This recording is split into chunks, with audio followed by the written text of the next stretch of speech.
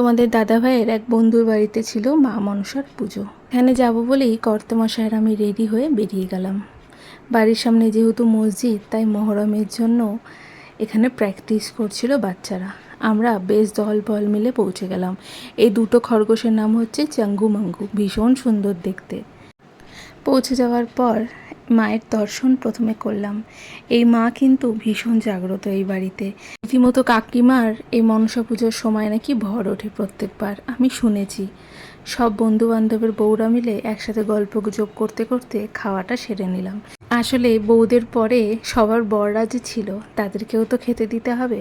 তাই আমরা খাওয়া দাওয়াটা শেষ করে বেশ সবাই মিলে বেরিয়ে পড়লাম বাড়ির উদ্দেশ্যে।